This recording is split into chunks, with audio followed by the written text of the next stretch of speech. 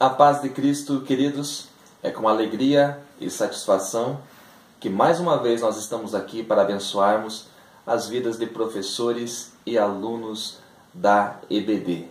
Você que tem orado por nós, você que tem se inscrito neste canal, que tem dado seu joinha, que Deus continue os abençoando. Quero agradecer aos milhares de irmãos que têm assistido às nossas pré-aulas, que têm nos enviado seu e-mail, que têm feito seus comentários. Que Deus os recompense.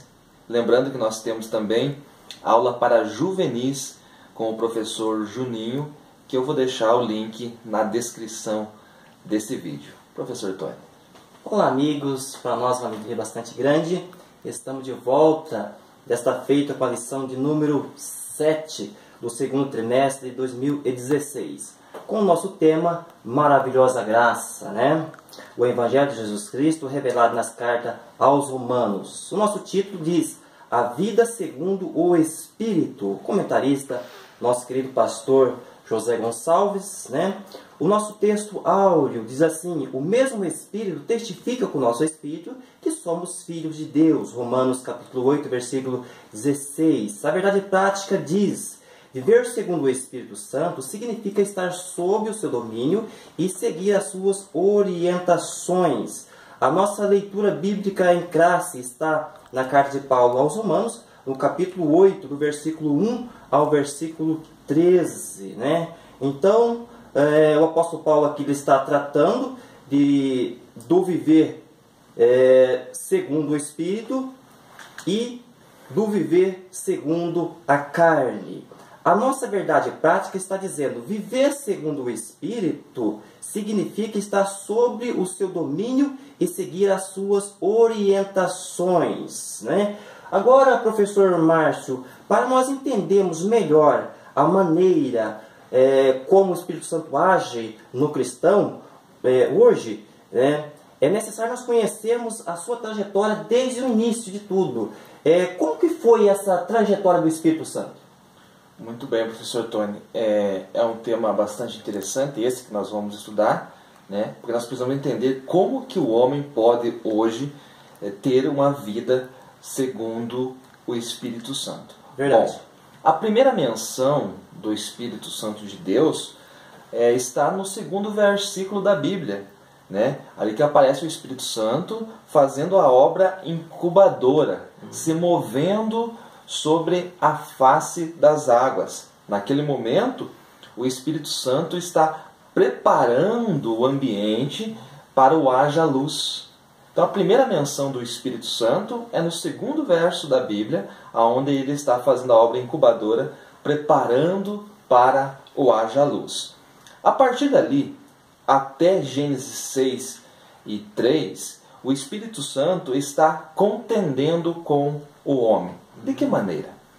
Logo após o homem pecar, logo após a queda do homem, este homem começa a praticar atos que desagradam a Deus. Começa a praticar todas as espécies de pecados, toda maledicência, fazendo coisas que não agradam a Deus. E o Espírito Santo, ele está contendendo com o homem em relação ao pecado, em relação à justiça, que este homem não comete mais, as injustiças que ele comete, né? Sim. E com relação ao juízo. Então o Espírito Santo, desde Gênesis 1 e 2 até Gênesis 6 e 3, ele está contendendo com o homem. Em Gênesis 6 e 3, o que nós vemos é Deus retirando o seu Espírito Santo do meio dos homens. De que maneira? O que diz em Gênesis 6 e 3? Diz assim na versão Almeida, o meu Espírito não contenderá mais por causa do homem. Não contenderá por causa do homem. Sim. Mas os seus dias serão 120 anos. Mas no hebraico, no texto original, o que está dizendo ali é, o meu Espírito não contenderá comigo por causa do homem. Ah, bom. Porque o Espírito Santo tem sempre a missão de interceder por aquele homem pecador, por aquele homem que cometia falhas e delitos do qual Deus não se agradava. E Deus ali se arrepende. Em Gênesis 6 diz que Deus se arrepende de ter feito o homem. Então, naquele versículo de Gênesis 6:3, Deus está tirando o espírito do meio dos homens. E ele passa a estar aonde? Ele passa a estar no trono. Então Deus retira o Espírito Santo do meio dos homens na terra e o Espírito Santo passa a estar no trono de Deus. Se você olhar para Ezequiel capítulo 1, ali no versículo 20, você vai ver o Espírito Santo controlando o trono de Deus. Ali Ezequiel tem uma visão de uma apoteose da glória de Deus. Ele vê o trono de Deus e ele vê o Espírito nas rodas. Ezequiel 1, verso 20. Então Deus retira o seu Espírito do meio dos homens em Gênesis 6:3 e o Espírito passa a estar no trono. A partir deste momento, o Espírito Santo passa a manifestar-se sobre reis, sobre profetas, sobre juízes, sobre sacerdotes, mas com muitas limitações. O Espírito Santo sempre vinha sobre um profeta, sobre um juiz, sobre um rei, e nunca em. E este é um detalhe muito importante que nós temos que atentar. Muito bem, professor Márcio. Então você pode esclarecer para nós sobre essa questão de que o porquê que o Espírito Santo vinha sobre as pessoas e não em? Sim, porque naquele período não havia ninguém que tivesse passado pelo novo nascimento. O Espírito Santo só pode habitar em alguém que passou pelo novo nascimento, que é nascido de novo. O novo nascimento é uma doutrina neotestamentária. Sim. A primeira vez que Jesus pregou a doutrina do novo nascimento foi em João, no capítulo 3. Ele pregou essa mensagem para um único homem chamado Nicodemos. Então, Jesus diz que aquele que não nascer da água e do Espírito não pode entrar no reino de Deus. Então a doutrina do novo nascimento está ali. No Antigo Testamento, nenhum homem, nenhum profeta, nenhum rei, nenhum sacerdote, por mais usado que ele fosse pelo Espírito, Sim. ele era nascido de novo. Por isso que um homem era possesso pelo Espírito Santo de Deus e logo em seguida ele estava cometendo delitos inimagináveis. Então era dessa maneira. Então por isso que o Espírito Santo estava sobre e nunca em. Há uma diferença muito grande do Espírito Santo estar sobre e o Espírito Santo está em. Hoje, na nova aliança, o Espírito Santo está em mim, o Espírito Santo está em você, o Espírito Santo está nos alunos que estão nos assistindo, em todos aqueles que estão nos acompanhando. O Espírito Santo habita em nós. Bacana. E isto só é possível por causa do novo nascimento. Mas, professor Tony, tudo isso que eu estou falando aqui, ele é vago se nós não tivermos referências bíblicas, né? Verdade. O Espírito Santo vinha sobre um homem, né? Isso. Em porção. Então poderia esta porção ser repartida. Vamos ver um exemplo prático disso, que está no livro de Números. Números, né? Livro de Números, capítulo 11, o verso 17 diz assim: Então eu descerei ali, falarei contigo e tirarei do Espírito que está sobre ti, anote isso, sobre ti, e porei sobre eles. E contigo levarão a carga do povo para que tu não leves sozinho. Deus está falando aqui com Moisés. O Espírito Santo está sobre Moisés. E Deus está dizendo que vai tirar do Espírito que está sobre Moisés e vai colocar sobre os 70 para ajudarem ele a conduzir aquele povo. Ainda no capítulo 11 de Números, no versículo 25, diz assim: Então o Senhor desceu na nuvem, ele lhe falou, e tirando do Espírito que estava sobre ele, sobre Moisés, pôs sobre aqueles 70 anciãos.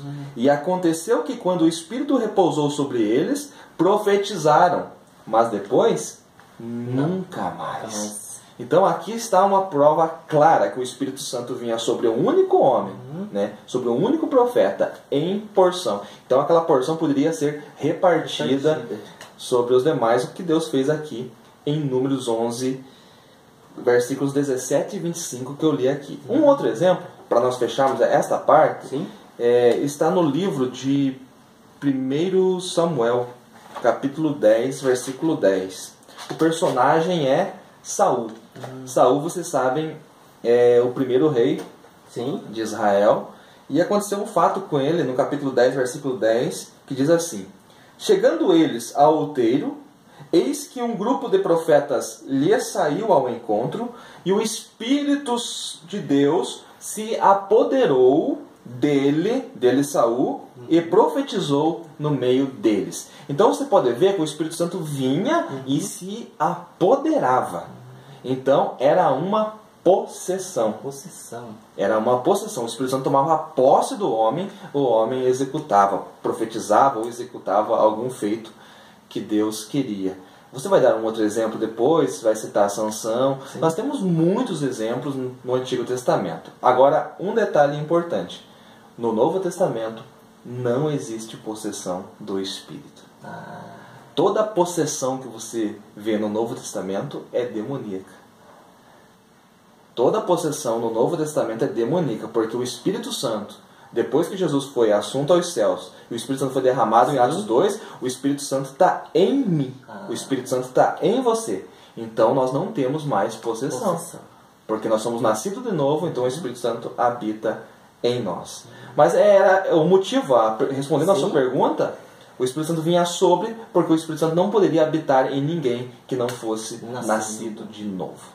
Muito bem, professor Márcio. Bem, mas nós estamos falando de possessão, professor Tony. Como era esta questão da possessão no Antigo Testamento? Muito bem, professor Márcio. Como você já deixou bem claro, né, que no Antigo Testamento o Espírito Santo ele trabalhava com uma certa limitação, vamos ver essa questão da possessão no livro de Juízes, no capítulo 14, verso 6, que diz assim: então o Espírito do Senhor de tal maneira se apossou dele que ele rasgou como se rasga um cabrito sem nada ter na mão. Esse episódio aqui, esse texto fala daquele episódio de Sansão, né, quando ele desceu para conhecer aquela moça dos filisteus. No caminho ele foi surpreendido por esse animal feroz, né? Então ele, sem nenhuma ferramenta cortante nas mãos, ele pôde pegar aquele animal e rasgar ele pelo meio, né? E o texto diz aqui que o Espírito Santo se apossou de Sansão. Juízes 14, só para o nosso aluno anotar. 14, versículo 6. Muito importante. Então, o Espírito Santo tomava posse dele. Sim. E ele fazia aquela obra, mas logo em seguida ele estava cometendo alguns pecados aí que não convém agora, né? Então, nós vamos ver isso aí. Ainda, professor Márcio, sobre a possessão. Ainda nós temos o capítulo 15, versículo 14, diz assim: chegando ele a Lei, os filisteus, Lei era uma localidade lá, os filisteus lhe saíram ao encontro, jubilando, porém o Espírito do Senhor de tal maneira se apossou dele que as cordas que tinha nos braços se tornaram como fio de linho queimado e as armaduras se desfizeram de suas mãos. Então é aquele episódio em que eles amarram, né? Eles amarram o filisteu para entregar ele para os inimigos. Ele fala: não, tudo bem, né? Mas vocês não vão me matar? Não, nós não vamos te matar, nós vamos só te entregar para o inimigo porque, né, os filisteus dominam sobre nós. Então, se nós não te entregar você para eles vão nos destruir, né? Aí nesse episódio ele deixou que eles amarrassem ele, né? Mas no momento em que chegou nessa localidade chamada Lei, ali o Espírito Santo se apossou dele, né? Apossou dele, e ele então se desfez de tudo aquelas a amarração que ele estava, tudo aquilo que tinha prendido ele se desfez facilmente, sem nenhuma dificuldade, né? Porque o Espírito Santo apoderou-se dele, apossou-se dele, né? E como você já deixou bem claro, professor Márcio, nós vemos que no caso da possessão, em alguns casos não dependia, em algumas obras não dependia, ou seja, não requeria a santificação de quem era usado pelo Espírito. Olha só, espera aí, agora você tocou num ponto crucial. Sim. Você disse que a possessão não requeria, em alguns casos, santificação de quem era usado. O que é totalmente diferente hoje. Diferente dos nossos dias de hoje. Exatamente. Né? Então nós vemos, professor Márcio, que é o caso que você disse. Então, nós vemos em alguns textos bíblicos que muitos eram usados de forma brilhante e já em seguida cometiam um erro horrível. Porque o Espírito Santo vinha, se apossava dele, mas o Espírito Santo voltava. Ele vinha, como você disse que ele estava lá no trono, então ele vinha e voltava. Vinha e voltava. Né? Agora, nos nossos dias, não. A diferença é que nos nossos dias, o Espírito Santo requer-se de nós a santificação. Porque ele habita em nós. em nós. Isso. Muito bem. E outra coisa também, professor Márcio, que é bom destacarmos aqui, é que na possessão, no Antigo Testamento, nós vemos que o Espírito Santo não vinha sobre duas pessoas ao mesmo tempo.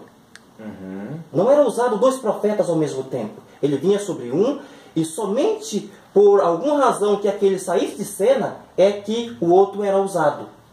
Porque, como você disse, o Espírito Santo ele vinha em porção. Hoje ele é derramado e está em nós. Na plenitude, na né? plenitude, exatamente. Então ele vinha, ele não era derramado. Então ele vinha sob porção, sobre uma pessoa, e ele não usava várias pessoas em seguida. O exemplo disso nós temos lá em 2 Crônicas, no capítulo 18, versículo 24, quando diz lá: então Ezequias, filho de Kená, deu-se uma bofetada em Miqueias e disse: por onde saiu o Espírito do Senhor para falar a ti?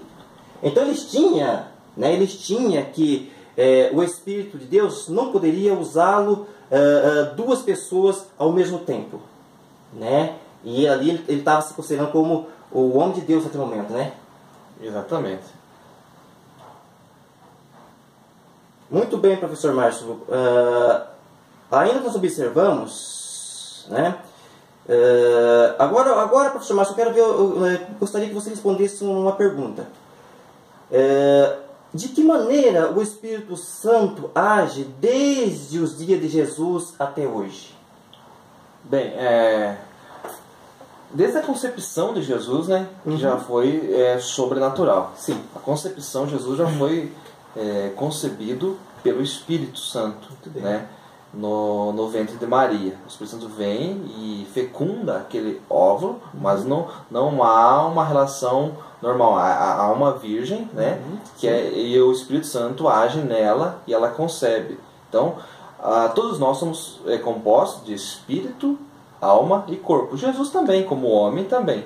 Só que o espírito que ele tinha já era o próprio Espírito Santo, porque ele já fora concebido pelo Espírito Santo. A sua concepção deu-se de maneira sobrenatural. Tudo bem. Mas até durante o período do ministério de Jesus, o Espírito Santo trabalhava da mesma maneira. Porque João Batista é considerado o último profeta. Então, dos profetas do Antigo Testamento, esse mesmo sistema do Antigo Testamento, ele perdurou até o profeta João Batista. Então, até ali é tudo normal. Quando você vê o batismo de Jesus e a pomba descendo sobre ele, como símbolo do Espírito Santo, é apenas uma manifestação exterior para que os homens vejam que aquele ali é o Messias, é aquele que foi ungido por Deus, né? É o Cristo. Né? Mas não é que o Espírito Santo estava vindo sobre ele agora, naquele momento. É apenas uma manifestação exterior que aconteceu para que todos para que o público conhecesse. Isso, porque João batizava, e onde João batizava, muitas pessoas se reuniam. Então todos puderam ver aquele momento, a pomba descendo sobre Jesus, que é um símbolo do Espírito Santo. Bem. Agora nós vemos que Jesus, no final do seu ministério, no seu último discurso, no capítulo 14, versículos 16 e 17 de João, ele rogando ao Pai para que envie o Espírito Santo sobre os seus discípulos. Por que ele rogou ao Pai? Porque ele sabia que o Espírito Santo não poderia ser dado se ele não fosse glorificado. Então, eu quero ler esse versículo com vocês. É João 14, 16 e 17, diz assim: eu rogarei ao Pai. Rogar é mais do que pedir. Isso. E ele vos dará outro Consolador, para que fique convosco para sempre. O Espírito de verdade que o mundo não conhece, não pode receber, porque o mundo não o vê, nem o conhece, mas vós o conheceis, porque habita convosco e estará em vós. Então estará. Então a partir do momento que Jesus fosse crucificado, fosse assunto aos céus, né, o Espírito Santo seria dado na sua plenitude sobre os seus discípulos. E isso acontece 50 dias depois que Jesus ressuscitou, né? Sim. Lá em Atos, capítulo 2, no dia de Pentecostes. A festa de Pentecostes era uma festa que acontecia 50 dias após a Páscoa.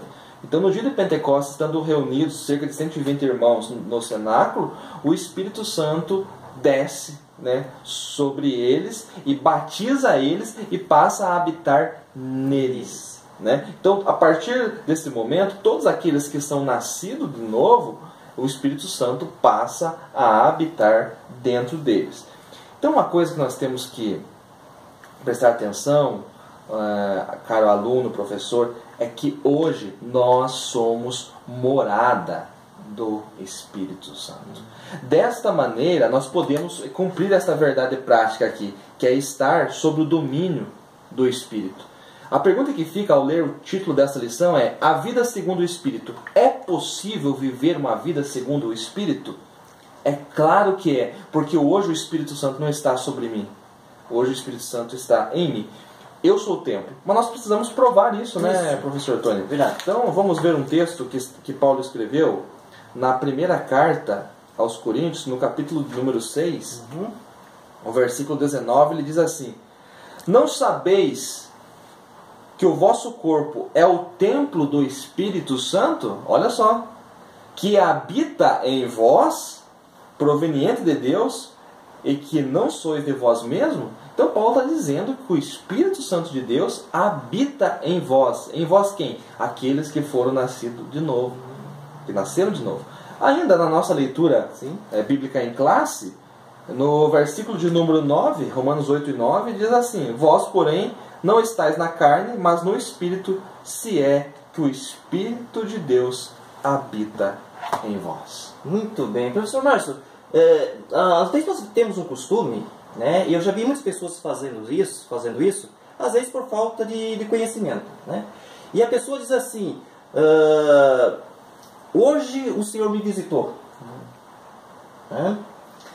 E na oração, às vezes a pessoa pede: Senhor, me visita hoje, Senhor. Senhor, visita o fulano e tal. Mas o propósito, professor Márcio, do Espírito Santo não é fazer uma visita. Se bem que uma visita é interessante, mas o propósito do Espírito Santo é morar na sua vida e na minha vida.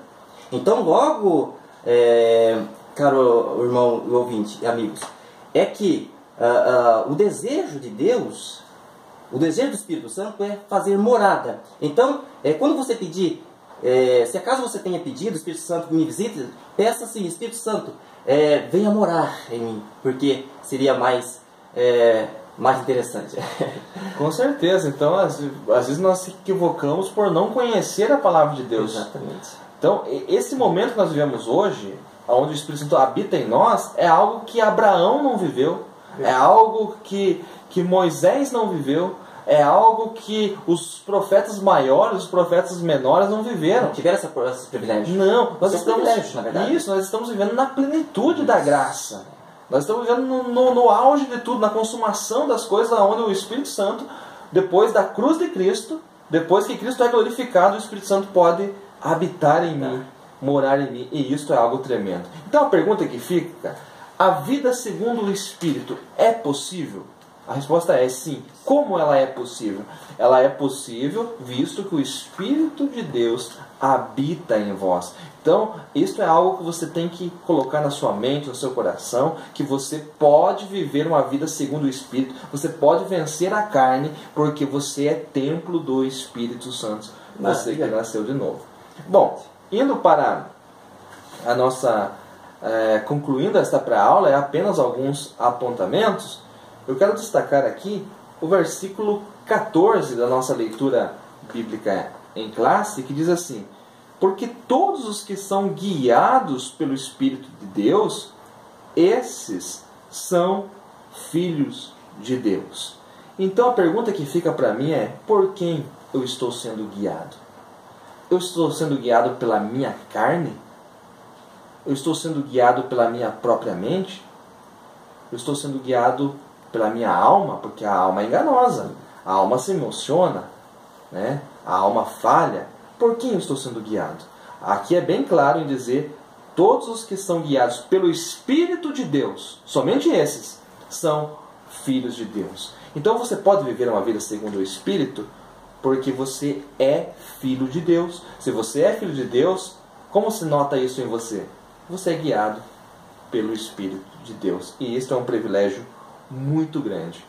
Professor Tony, nós estamos chegando já no finalzinho já desta pré-aula.